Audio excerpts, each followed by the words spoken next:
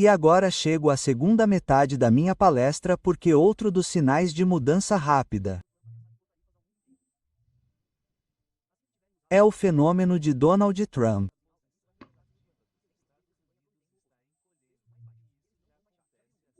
E quero me voltar agora para o que ele está fazendo, que demonstrará a vocês o que está em jogo neste período de mudanças intensas.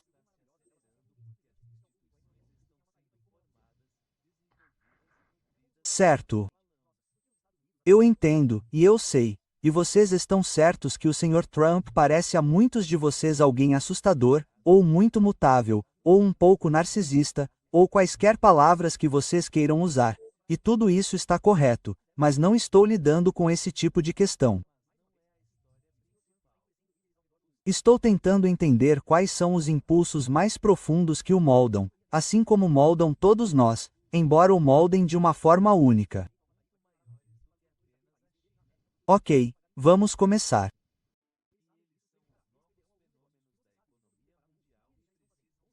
Toda a carreira política do Sr. Trump não tem nada a ver com os republicanos e democratas, porque ele era uma figura desinteressada e sem importância em nenhum dos dois.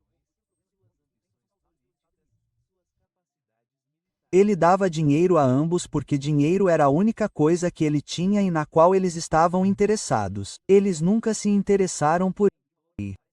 Nenhum deles o escolheu para ser candidato a nada, em lugar nenhum. Como ele se tornou presidente, considerando o que acabei de contar e que tenho certeza de que você sabia?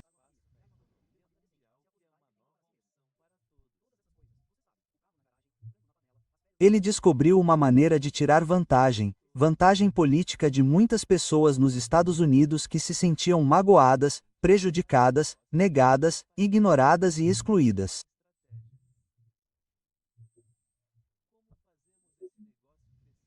Nos últimos 30 a 40 anos,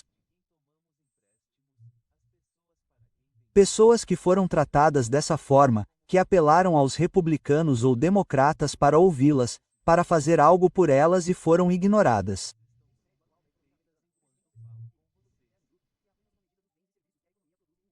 Então, preciso começar contando quem são essas pessoas, contando a história delas, porque, de outra forma, vocês não entenderão Trump e todas as maneiras como o período Trump está afetando vocês, Boston, a igreja e todas as outras partes das vidas que levamos.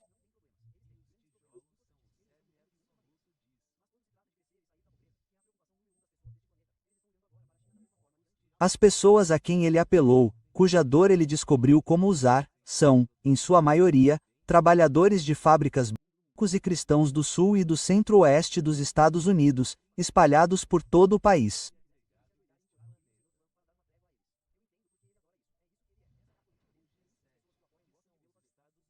Nos últimos 30 ou 40 anos, a situação deles foi devastada. O que quero dizer? Dois grandes fenômenos, e serei breve porque não tenho tempo. Dois grandes fenômenos os prejudicaram. Um foi a revolução tecnológica aqui. Computadores, robôs e inteligência artificial, que tiraram seus empregos.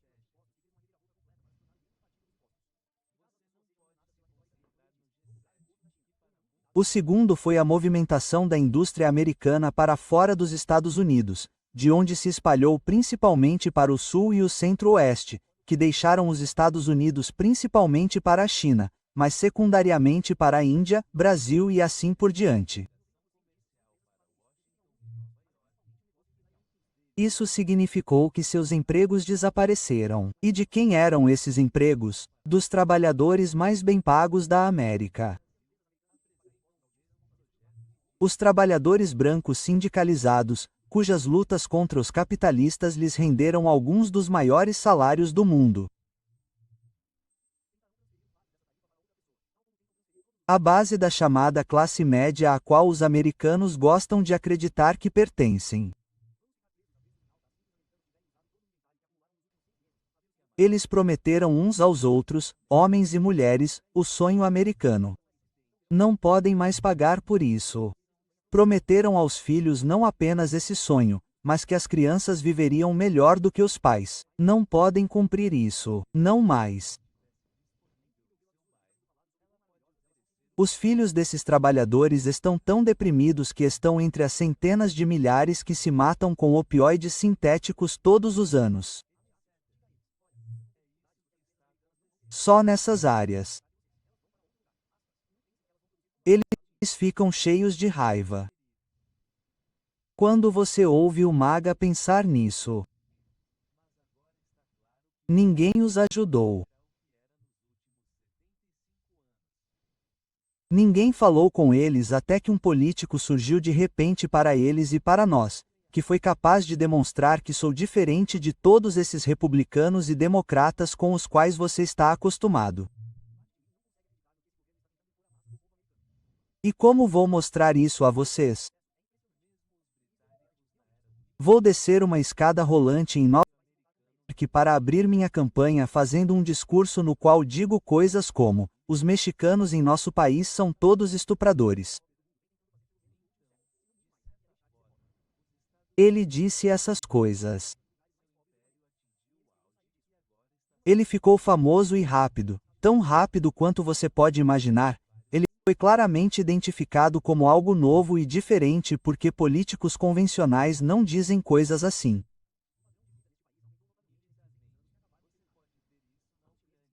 E ele disse: vou expulsar esses imigrantes. Eles são os criminosos do nosso país. Eles estão tomando seus empregos. Estão se mudando para suas casas. Estão agredindo seus filhos. E quem ou todos eles fingem que não fazem nada. Nada disso importava. Isso falava de algo. Nós somos os excluídos. E então ele continuava e construía isso. Vocês são excluídos. Vocês são ignorados. Vocês são feridos. E com o que o país está se preocupando? Compensando as mulheres que foram discriminadas. Compensando as pessoas negras e pardas que foram. E nós? Foi o que os trabalhadores urbanos cristãos brancos lamentaram. Ninguém ousou dizer nada. Trump sozinho disse isso. Agora Trump entendeu que ele é um bilionário. Ele entendeu que tanto o Partido Democrata quanto o Republicano dependem de doadores ricos para suas vidas. Então ele sabia que teria que apelar para essa população irritada, furiosa e magoada sem atacar os doadores. Ele tinha que fazer com que os doadores lhe dessem dinheiro porque ele não os ameaçava de forma alguma. Ele não ia ajudar aquelas pessoas que tinham sido enganadas fazendo qualquer coisa à classe dos doadores. Não se preocupem, eu sou um de vocês. Eu vou cuidar de vocês. Não, ele tinha que encontrar bodes expiatórios. Ele tinha esse hábito de alimentar a raiva dos feridos, colocando a culpa em todo mundo, menos nos doadores. Então ele colocou a culpa nos imigrantes. Ele colocou a culpa nos muçulmanos. Ele colocou a culpa nos chineses. Ele colocou a culpa nos estrangeiros. Ele colocou a culpa na América, que estava sendo enganada no mundo todo por todas as pessoas, até mesmo nossos aliados no Canadá e no México estão querendo nos pegar. Sim, ele fala com pessoas que se sentiam assim.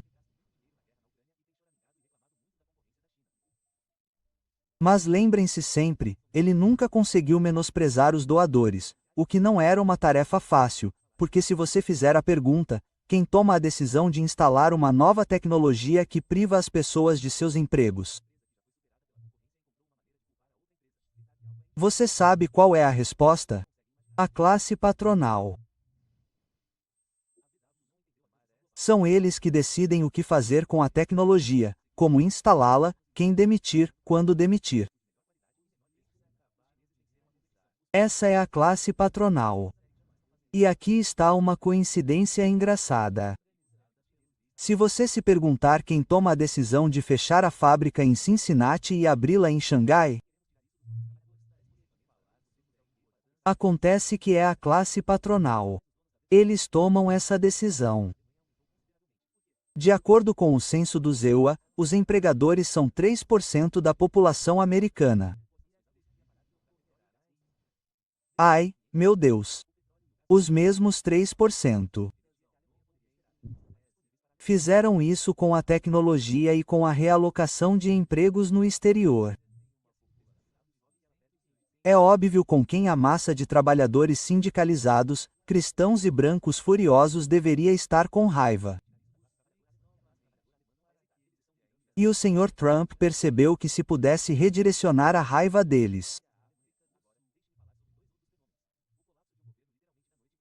contra mexicanos, estrangeiros e chineses, estaria prestando um serviço fantástico à classe dos doadores. E eles o amavam e ainda o amam porque foi isso que ele fez. Ele foi ainda mais longe. Ele disse à classe dos doadores: vocês me deem o dinheiro para que eu possa sustentar minha demonização desses bodes expiatórios para segurar a população maga. Eu cuidarei de vocês se me elegerem. Qual foi a primeira coisa que ele fez no seu primeiro mandato? Foi o corte de impostos de dezembro de 2017. E qual foi a primeira coisa que ele fez este ano, quando assumiu o cargo pela segunda vez? Foi aquela coisa que vocês leram, chamada de Grande e Bela Lei Tributária. A primeira coisa que ele fez nas duas vezes foi cuidar da parte mais importante dessa história.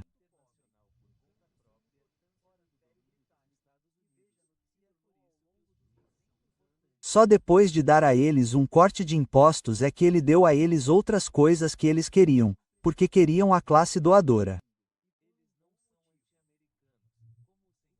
Eles queriam, na verdade, duas coisas. Não nos taxem. D é acento circunflexo é M o mínimo para a massa de pessoas que vocês precisam. E se vocês tiverem que gastar mais do que arrecadam em impostos, porque têm medo de taxar as pessoas comuns, elas vão votar para vocês saírem. Vocês taxam os doadores, eles não vão dar dinheiro a vocês. Então vocês estão presos. E os políticos deste país encontraram nos últimos 30 anos a solução para esse dilema. Vocês não tributam e não param de gastar. E vocês lidam com isso tomando emprestado. Vocês tomam emprestado a diferença entre o que tributam e o que gastam, que de outra forma não poderiam gastar. É preciso obtê-lo de algum lugar. Então, você o toma emprestado. Mas aí vem a piada. E se você nunca entendeu essa piada antes, lembre-se dela. Ela ajudará você a entender o que está acontecendo. Aqui está a piada. Onde você acha que o governo vai para pegar dinheiro emprestado? E a resposta é principalmente para as corporações e os ricos.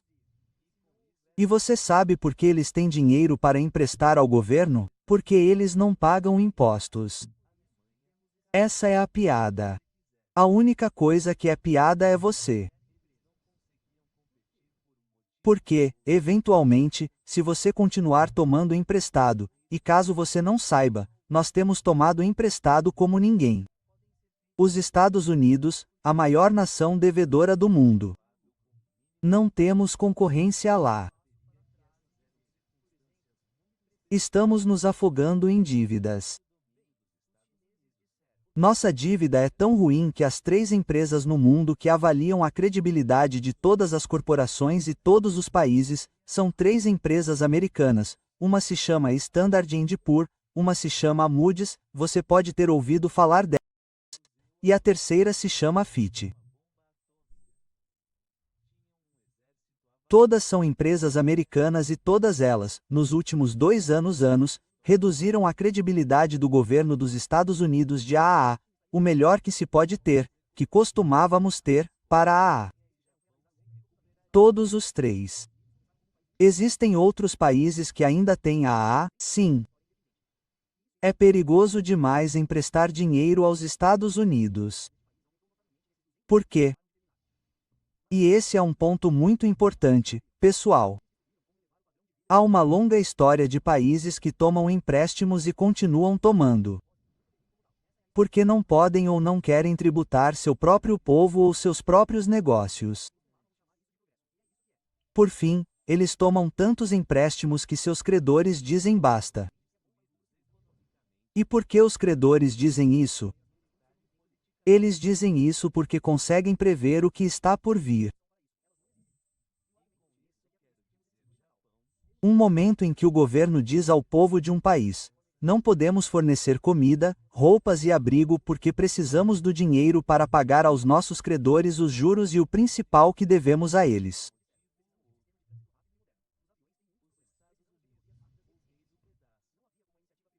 Nesse momento, as pessoas se levantam e dizem: vocês não vão deixar meus filhos passarem fome para cuidar dos credores ricos. Não, não, não, não. Nesse ponto, os políticos perdem o emprego e têm sorte se não perderem a cabeça. E os credores recebem a seguinte informação: você espera. Aspas. Uau!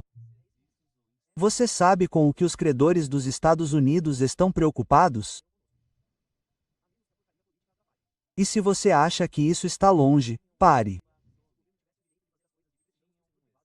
O Sr. Trump está tentando não pagar o dinheiro devido às pessoas no programa SNAP neste país enquanto falo com vocês. Os mais pobres dos pobres que dependem de cupons de alimentação. Por quê?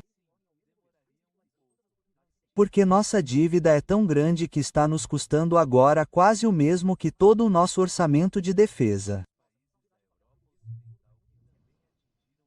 Ai, meu Deus! O que vai acontecer?